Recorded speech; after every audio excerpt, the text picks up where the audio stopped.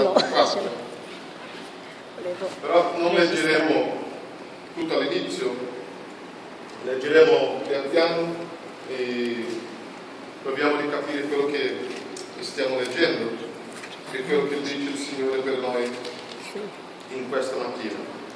Vi voglio parlare sul tema i piani perfetti di Dio, i piani perfetti del Signore. Sono veramente perfetti, anche se noi all'inizio non capiamo, però sappiamo che tutto quello che fa, tutto ciò che fa il Signore è perfetto. Ma come si svolge questi piani per noi e come possiamo mettere in pratica nella nostra vita quotidiana anche quello che è difficile? E quello voglio iniziare con questa storia. È una storia, penso che conosciuta da tutti voi, la storia di Lazzaro e le sue due sorelle e Gesù. Comincia così, versetto 1. Avete già trovato? Allora, c'era un ammalato, un certo Lazzaro di Betania, del villaggio di Maria e di Marta, sua sorella. Maria era quella che unse il Signore di olio profumato e gli asciugò i piedi con i suoi capelli. Lazzaro, suo fratello, era malato. Le sorelle dunque mandarono a dire a Gesù: Signore, ecco, colui che tu ami è malato. Gesù, udito ciò, disse: questa malattia non è per la morte, ma è per la gloria di Dio, affinché per mezzo di essa il Figlio di Dio sia glorificato. È la stessa affermazione che Gesù ha detto circa l'uomo nato cieco nel capitolo 9, nel capitolo precedenti. Ora, Gesù amava Marta e sua sorella, e Lazzaro, come ebbe udito che egli era malato, si trattenne ancora 2 giorni nel luogo dove si trovava. Un testo paradossale perché in primo luogo il testo dice che Gesù amava Marta, Maria e Lazzaro, ma invece di andare in fretta per risolvere la soluzione rimane in novella per altri 2 giorni. Troppo tempo, quindi il suo caro amico potrebbe anche morire. È strano, se dice che Gesù amava, perché si trattiene 2 giorni? Continuiamo a leggere. Versetto 7 dice: poi disse ai discepoli: torniamo in Giudea. I discepoli dissero: Rabbi, proprio adesso i giudei cercavano di lapidarti, tu vuoi tornare là? E Gesù risponde: non vi sono 12 ore del giorno? Se uno cammina di giorno non inciampa, perché vede la luce di questo mondo. Qui Gesù si riferisce a se stesso, non solo alla luce del giorno, del sole, però anzi a se stesso. Ma se uno cammina di notte inciampa, perché la luce non è in lui.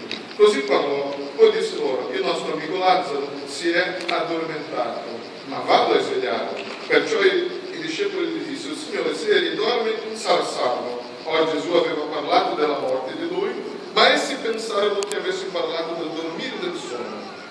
Allora Gesù disse loro apertamente: Lazzaro è morto, e per voi mi rallegro di non essere stato là, affinché crediate, ma ora andiamo da lui. Allora Tommaso, detto Didimo, disse ai discepoli: andiamo anche noi per morire con lui. Questo è stato il primo dialogo tra Gesù e i suoi discepoli. Allora un secondo dialogo che si stabilisce tra Gesù e Marta. Versetto 17. Gesù dunque arrivato trovò che Lazzaro era già da 4 giorni nel sepolcro. E per la cultura ebraica dopo 3 giorni non c'era la fede nella risurrezione. Allora già era passato 4 giorni. Ormai è finito. Ora Betania distava da Gerusalemme circa 15 stadi. I molti giudei erano andati da Marta e Maria per consolarle del loro fratello. Come Marta ebbe udito che Gesù veniva, gli andò incontro, ma Maria stava seduta in casa. Marta dunque disse a Gesù: Signore, se tu fossi stato qui, mio fratello non sarebbe morto. Io ho pensato proprio che quante volte io ho pensato proprio così. Pensato di dire a lui, Signore, se tu fossi stato qui, alcune cose non sarebbero accadute nella mia vita, lì a casa mia. Ma se il Signore mi avesse ascoltato e fosse prima arrivato in tempo, le cose più probabili sarebbero più tranquillo, Gesù. Ma perché ha preso tanto tempo? Signore, se tu sei stato qui prima, alcune cose sarebbero diverse. Ma poi Marta ha fatto una vera professione di fede, versetto 22. Ma anche adesso so che tutto quello che chiederai a Dio, Dio te lo darà. Con fiducia, un po' però confusa, Gesù le disse: tuo fratello risusciterà. Marta gli disse: lo so che risusciterà nella resurrezione nell'ultimo giorno. Gesù le disse: io sono la resurrezione e la vita. Chi crede in me, anche se muore, vivrà, e chiunque vive e crede in me non morirà mai. Credi tu questo? Ella gli disse: sì, Signore, io credo che tu sei Cristo, il Figlio di Dio che doveva venire dal mondo. La crisi di Marta sta nel fatto che Gesù non è venuto in tempo per salvare il suo fratello. Lei aveva fatto una richiesta. Gesù ci ama tanto che se lo chiama il suo fratello, il suo amico carissimo è qui. Allora Lazzaro ha bisogno del tuo tocco, della tua guarigione, vieni presto. Il problema è Marta che di solito serviva a tutti. Ricordate la storia di Marta e Maria? Era lì, Maria era seduta al piede di Gesù, mentre Marta preparava tutte le cose da sola. Marta era un'abitudine di Marta servire. Allora a Marta si aspettava lo stesso atteggiamento da Gesù, però non è quello che aveva visto. In proprio quello spirito di servitore, cercando di servire Gesù il meglio che aveva, io a Marta è in crisi, perché non ha notato la stessa disponibilità da parte di Gesù. Allora un altro dialogo, un terzo dialogo, che si stabilisce tra Gesù e Maria, la sorella di Marta. Detto questo, versetto 28, detto questo se ne andò e chiamò di nascosto Maria, sua sorella, dicendogli: il maestro è qui e ti chiama. Ed era udito questo, si alzò in fretta e andò da lui. Or Gesù non era ancora entrato nel villaggio. Strano di nuovo. Gesù non è ancora entrato nel villaggio. Marta è andata a casa e ha parlato con Maria e Gesù era fermo. Ma era sempre nel luogo dove Marta lo aveva incontrato. Perciò i giudei che erano in casa con lei e la consolavano, vedendo che Maria si era alzata in fretta ed era uscita, la seguirono, supponendo che si recasse al sepolcro a piangere, anche se Gesù aveva ritardato. I giudei no. I suoi nemici critici si sono affrettati a confortare la famiglia e anche un po' stuzzicava la famiglia. Dov'è Gesù? Dov'è quello che ti ama tanto? Egli non si preoccupa di questo. Appena Marta fu giunta dove era Gesù, lo ebbe visto, gli si gettò ai piedi dicendole: Signore, se tu fossi stato qui, mio fratello non sarebbe morto. La stessa espressione di Marta ora si trova nella bocca di Maria. Quando Gesù la vide piangere, e vide piangere anche i giudei che erano venuti con lei, fremette nello spirito e si turbò e disse: dove lo avete deposto? Essi gli dissero: Signore, vieni a vedere. Gesù pianse. Perciò i giudei dicevano: guarda come lo amava. Ma alcuni di loro dicevano: non poteva lui, che ha aperto gli occhi al cielo, e far sì che questo non morisse?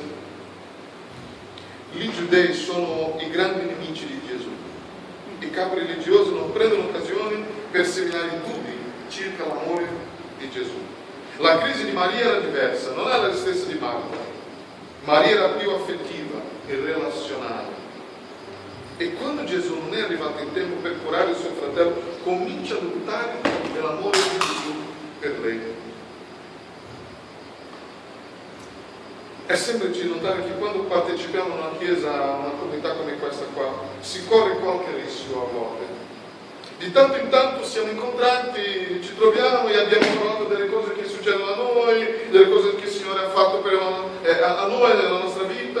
Da una parte vediamo Dio all'opera, di un'altra parte provvedendo ai bisogni degli altri, e ad un certo punto si può correre il rischio di nascere nel nostro cuore alcune domande. Perché Gesù? Perché Dio fa così a alcune persone e con me è un po' diverso? Perché Perché Gesù risponde alle domande del mio fratello, della mia sorella di chiesa e non risponde alla mia richiesta o alle mie richieste allo stesso tempo? Perché Dio risponde a tante persone con una velocità così pazzesca, impressionante, ma alle mie richieste Dio è sempre in ritardo, sembra che non mi ascolta. Questo è un grande dilemma che coinvolge la morte di Lazzaro. Perché Gesù si tratteneva 2 giorni? E perché dopo è preso 2 giorni per arrivare lì, che era un percorso corto, che si faceva magari un'oretta? 2 giorni. E dopo, quando Marta parla, lui rimane nello stesso posto all'entrata del villaggio. Sembra una cosa strana. Guarda il versetto 38. Gesù dunque, fremendo di nuovo se stesso, andò al sepolcro. Era una grotta e una pietra era posta all'apertura. Gesù disse: togliete la pietra. Marta, la sorella del morto, gli disse: Signore, egli puzza già, perché siamo al 4° giorno. Gesù gli disse: non ti ho detto che se credi vedrai la gloria di Dio? Tolsero dunque la pietra. Gesù alzati gli occhi al cielo e disse: Padre, ti ringrazio perché mi hai esaudito. Lo sapevo bene che tu mi esaudisci sempre, ma io ho detto questo a motivo della folla che mi circonda, affinché credano che tu mi hai mandato. Detto questo, gridò ad alta voce: Lazzaro, vieni fuori. Il morto uscì, con i piedi e le mani avvolti da fasce e il viso coperto da un sudario. Gesù disse loro: scioglietelo e lasciatelo andare. Vorrei fare soltanto 3 commenti su questo brano attraverso la storia della risurrezione di Lazzaro. Primera cosa che scopriamo, che il suo ritardo nel rispondere, scopriamo che il suo ritardo nel rispondere alle nostre richieste e alle nostre preghiere non è sinonimo di abbandono oppure indifferenza, ma una cosa è strana, una cosa che complica la situazione di Marta e Maria. Non appena la malattia è peggiorata, hanno inviato un messaggero dicendo: Gesù, affrettati, il nostro fratello è alla porta della morte. Hanno avuto un rapporto molto stretto con Gesù. Magari dite a Gesù che siamo noi, i suoi amici. Gesù disse pubblicamente che amava Lazzaro e le sue sorelle, ma invece di andare direttamente alla direzione della famiglia, Gesù rimane 2 giorni nella città in cui si trovava. Il viaggio dura ancora 2 giorni, come ho detto prima, altri 2 giorni, una viaggio corta, semplice, ma la domanda che c'è sempre: perché il ritardo? Forse occupato con altre persone e le loro dilemmi. A volte è così, pensiamo: io prego, magari il Signore si è occupato di tante persone che non ascoltano la mia preghiera, perché non lo so, sembra che non mi ascolta, perché altri hanno appena pregato, il Signore già ha risposto. E è così. Quando Marta ha chiamato Maria e Maria se n'è andata a incontrare Gesù, la nazione dice che Gesù era nello stesso luogo. Perché Gesù ha preso così tanto tempo in ritardo? Gesù in questo brano è un po' imbarazzante a volte. È un po' imbarazzante di spiegare perché Gesù ha fatto così. E questo porta molte persone alla disperazione e ci porta a pensare: se Gesù amava così, perché è in ritardo? Se Gesù ci considerava tanto, perché si è fermato così tanto? Se Gesù amava la nostra famiglia, perché non ha prontamente risposto alla nostra richiesta? Se Gesù si preoccupava sinceramente su di noi, perché questo ritardo? Non è esattamente così che ci sentiamo a volte, quando Gesù è in ritardo a rispondere alla nostra preghiera. Se Gesù non avesse ritardato, così magari non avrebbe perso quella casa, non avrebbe chiesto il fallimento della mia azienda, non avrebbe dovuto vendere la mia casa, non avrebbe perso il mio lavoro, non avrebbe perso tanti soldi, non avrebbe distrutto il mio matrimonio, famiglia, non avrebbe perso il rapporto con mio figlio, padre, madre, nonna. Perché il Signore è in ritardo? Questa è la domanda, è la vera domanda. E penso che Dio fa così per almeno 2 motivi. Primo, i nostri piani non sono i suoi piani. Loro avevano un piano favoloso. Il nostro fratello è malato, però abbiamo una soluzione. Conosciamo una persona fantastica, lui è nostro amico. Abbiamo visto già che fa le cose meravigliose. Allora, chiamiamo. Semplice. Facciamo. È come a volte le nostre preghiere. Come sono le nostre preghiere a volte? Abbiamo un problema. Cosa facciamo? Signore, io ho già pensato a tutto. Signore, se tu fai così, se fai in questo modo, se fai così, Signore sarà perfetto, nel nome di Gesù. Amen. È così. Abbiamo dei problemi, parliamo con il Signore come se il Signore non sapesse mai che cosa succede.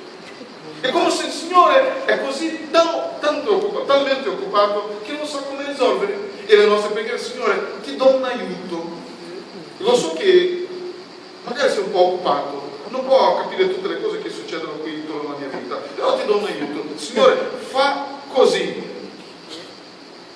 Non diciamo, Signore, questo è il mio problema, risolve al modo tuo. No, noi diamo al Signore anche il modo per cui il Signore può risolvere i nostri problemi.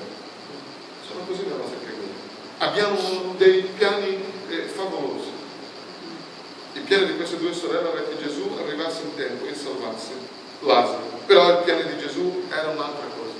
Il Signore aveva un altro piano. Vorrebbe usare la situazione per manifestare la sua gloria, la sua potenza, in modo che molte persone sapessero che Egli era il Cristo, il Messia, il Dio incarnato. E attraverso il suo nome c'è salvezza ancora oggi. I nostri piani non sono i piani di Dio, non sono.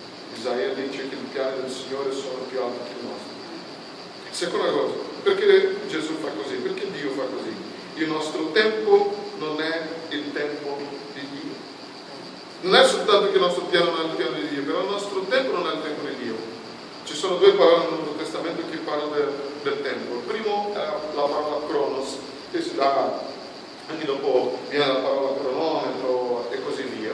E c'è un'altra parola che è kairos, è il tempo perfetto. Ci sono due parole del tempo nel Nuovo Testamento greco, però kairos è il tempo perfetto di Dio. È quando Dio, è quell'opportunità, quando Dio entra in questa storia qua, perché Dio è eterno, Dio non sta costretto a un tempo, orario, giorni, no, Dio è al di là del tempo. Però quando Dio entra in questa storia qua, in questo tempo, si rompono le storie e fanno succedere le cose meravigliose, come Gesù che è venuto.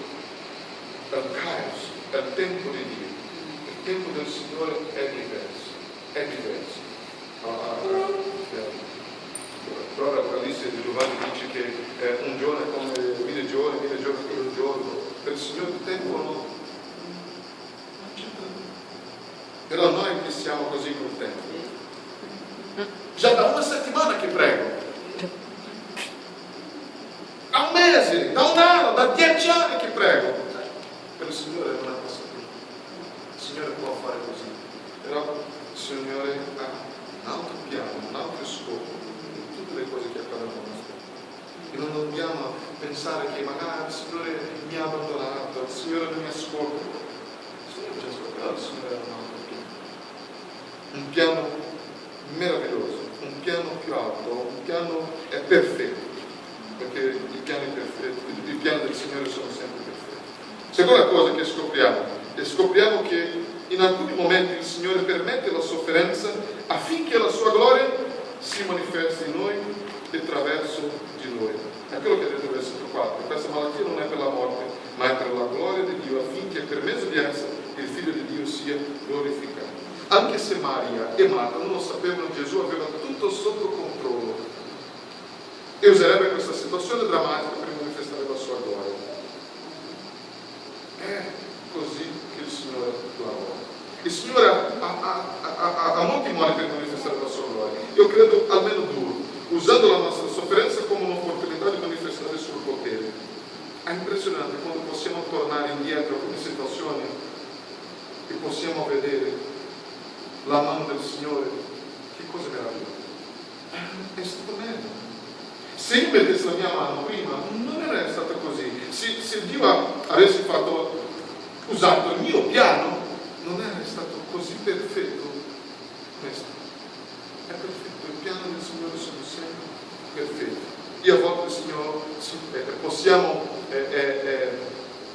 osservare da vicino il potere del Signore nella nostra propria vita. Però dobbiamo aspettare, dobbiamo capire che il Signore ha un piano perfetto, anche se non capisco, il piano del Signore è perfetto. La seconda cosa, usando la nostra sofferenza come diffusore della grazia del Signore, noi possiamo essere il canale che altre persone possono guardarci e dire: ma che? Ricordate il Salmo 126? Anche le altre nazioni dicevano: grande cosa ha fatto il Signore per noi. Infatti grande cosa ha fatto il Signore per noi e per questo motivo siamo nella gioia. Anche gli altri possono vedere, però dobbiamo attraversare questa situazione. È bello quando possiamo leggere questa storia, anche bella, è questa fede che voglio, però non siamo nella fede di Marta e Maria. Ma è bello leggere la storia di Paolo, è bello leggere la storia di Giovanni, anche di Gesù, di Mosè, di tanti altri, di Davide. È bellissimo leggere la parola del Signore che ci insegna, però non siamo nella propria fede. Possiamo essere noi la storia che il Signore può usare oggi nella vita di altre persone. Possiamo essere diffusori della grazia del Signore. La terza cosa, per finire, scopriamo che la sua manifestazione graziosa non ci esimi di responsabilità e passi di fede. Gesù aveva deciso di risuscitare Lazzaro. Invece di una magia per rimuovere la pietra che chiudeva il sepolcro, chiede per alcuni che erano vicini: per favore, potresti togliere la pietra? Immagino se io ero lì, io direi la stessa cosa: Signore, sono passati già 4 giorni, puzza, ho l'odore già male, dai, facciamo un altro modo. Non hai un altro modo, magari come quello cieco che ha non preso una savia, un altro modo, o magari come quello servo di quello centurione, che il Signore ha detto: vai qui con la tua fede salva. Signore, tu non hai un altro piano? Ti ho detto la fede. Signore, per favore, potreste togliere quella pietra? È interessante che Gesù conduce gli uomini che erano lì a un atteggiamento di fede davanti a quella impossibilità. E solo dopo questo atto di fede Gesù manifesta il suo potere. Allora voi dovete partecipare di questo momento. E dobbiamo capire che noi dobbiamo partecipare. Mi ricordo sempre, ad esempio, di quella storia di quei 10 lebbrosi. Erano lebbrosi, erano malati. Hanno chiesto: Gesù, figlio di Davide, hai pietà di noi? E lui: sì. Allora andate via ai sacerdoti e mostrate a loro la cura, la guarigione. Non erano ancora guariti. Perché devo andare, Signore? Perché io sto dicendo per andare.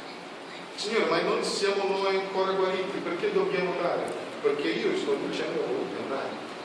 Il testo dice che mentre camminavano sono stati guariti. Un altro esempio, quando il popolo di Dio, quando Dio ha scelto Mosè per liberare il popolo, e dopo tutta quella situazione che è successo, Faraone ha detto: sì, potete andare, e loro sono andati. Però sono arrivati lì a quel punto davanti al mare. Allora cosa facciamo? Dietro c'era l'esercito di Faraone, davanti al mare, loro non volavano, non c'era l'aereo, un elicottero, cosa facciamo? Sì. Allora Mosè, tu sei il nostro leader, cosa facciamo? Aspetta, che devo pregare. Ha parlato con il Signore, gli è tornato, e il popolo dice: Mosè, cosa il Signore ti ha detto? Di? Marciare. È strano, no? Ma come marciare? Davanti al mare, dietro l'esercito di Faraone. Come il Signore ha detto di marciare? Non lo so. Il Signore ha detto: per questo dobbiamo fare. E quando appena detto il primo passo, il Signore apre il mare. A volte noi vogliamo il piano del Signore, che è perfetto, però deve essere perfetto ai nostri occhi. Non è perfetto perché il mare non è aperto ancora, non sono guarito, perché devo fare? Il Signore vuole da noi noi dobbiamo fare le cose non perché noi stiamo vedendo, perché il Signore aveva detto prima. Non è questo che il Signore ci chiede. Che cos'è la fede? È camminare senza capire, senza vedere, ma per fede, per quello che il Signore sta dicendo. Dobbiamo imparare a vivere per fede. È quello che il Signore dice: togliete la pietra. Ma come, Signore? Sì, e dopo io manifesto la mia gloria. Allo stesso modo Dio ci dà la possibilità di esercitare la nostra fede attraverso alcuni passi e atteggiamenti. Confidare nel Signore e aspettare su di Lui. I nostri piani non sono i piani di Dio, il nostro tempo non è il tempo di Dio, ma Dio ci invita ad agire basato nei Suoi principi, nella Sua parola, nel Suo carattere, affinché Lui manifesti la Sua grazia. Come dobbiamo affrontare i nostri dilemmi, i nostri problemi di avversità? Allora, camminare. Se il Signore sta dicendo, va. Se il Signore già ci ha detto che Lui provvede ogni bisogno, tutte le cose che abbiamo bisogno, il Signore ci darà. Ogni cosa che abbiamo bisogno. Dobbiamo soltanto avere la fede di aspettare e capire che i nostri piani non sono i piani di Dio. Dobbiamo cambiare anche le nostre preghiere. Signore, questa è la mia volontà. È in questo modo che volevo risolvere questo problema. Però lo so che tu hai un piano che magari sia completamente diverso. Io voglio il tuo. Gesù ha pregato proprio così nel giardino: Signore, se puoi, togli, Signore, tutte queste situazioni. Però comunque adesso compie la tua volontà. Fai, Signore, quello che vuoi. Fai, Signore, quello che hai nel tuo piano. E questo quando cambia, ci sono anche alcune canzoni e espressioni che dice che magari le nostre parole, le nostre preghiere cambiano il cuore del Signore. Questa è un'espressione un po' difficile da capire, perché se noi che siamo finiti peccatori possiamo cambiare il cuore del Signore, è una cosa strana. Allora il Signore non è Signore, Dio non è più Dio. Allora se io, che sono così peccatore, dico: Signore, cambia la tua volontà, come questo? No. La preghiera non è per cambiare il cuore del Signore. Il Signore ci ha insegnato a pregare non per cambiare il cuore di Dio. Il Signore ci ha insegnato a pregare per cambiare il nostro cuore. Perché mentre preghiamo, il Signore ci consola, il Signore ci conforta, il Signore ci insegna ad aspettare in Lui, il Signore ci dà la forza e tutto quello che abbiamo bisogno il Signore ci fornisce per continuare a camminare e aspettare. E quando siamo così tranquilli, il Signore fa delle cose meravigliose. Mi ricordo sempre, finisco con questo. Siamo in un momento di caldo, l'estate che arriva, e c'è un ventilatore qua che fa un po' rinfrescare la stanza. Io mi ricordo che per esempio ero piccolo con mio nonno, era caldissimo, quasi 40 gradi, io ero così agitato, sempre con qualcosa a fare un po' di ventino. Il mio nonno diceva proprio così, mi chiamava di giorno. Aspetta che tra poco arriva il vento. Ma come arriva il vento? No, devo fare qualcosa, devo agitarmi. No. Quanto più ci agisci, il caldo continua. Però si aspetta, tranquillo, calmo, fermo, vedrai che tra poco arriva il vento. Allora, ci provo. Ok, ci provo. Eravamo lì sul balcone e aspettavamo. Ma io volevo, no, aspetta, tranquillo. E tra poco veniva quello. Nonno, che bello! Wow, che bello! Visto? Aspetta. E in questo mi fa ricordare il Salmo 46:10. Cosa dice il Salmo 46:10? Ricordate? Ho aspettato pazientemente nel Signore e Lui ci ha risposto. Questo è 41. 46:10 dice così: fermatevi, dice, e riconoscete che io sono Dio.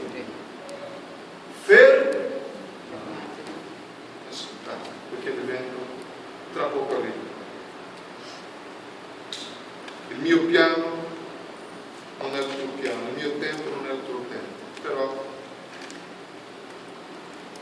aspetta, fermate. Io continuo essendo Dio. E la mia volontà per voi sono delle cose meravigliose. Aspetta. Non lo so come siete arrivati qua oggi, magari con un cuore un po' turbolento, con delle cose, dei problemi all'università,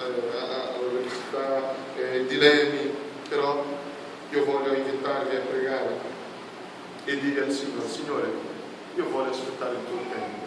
Signore, anche se per me il mio piano è perfetto, però lo so che tu non c'è come paragonare, Signore. Io voglio aspettare il Signore fa la tua volontà nella mia vita. Usa, Signore, questa situazione che sto vivendo, questa situazione difficile, questo problema, Signore, per manifestare la tua gloria. Non soltanto per altri, Signore, ma prima di tutto a me, Signore. Io voglio vedere, io voglio guardare il tuo potere, la tua meraviglia nella mia vita, Signore. E fa anche, Signore, che altri, quelli che mi circondano, Signore, che sono intorno a me, possano vedere, Signore, che tu sei veramente Dio, che tu sei veramente Dio, Signore. Aiutami, Signore, perché questo non è facile. Però, Signore, voglio aspettare in te. Preghiamo. Prendi il tempo per pregare, mentre la tua vita, la situazione che vivi davanti al Signore.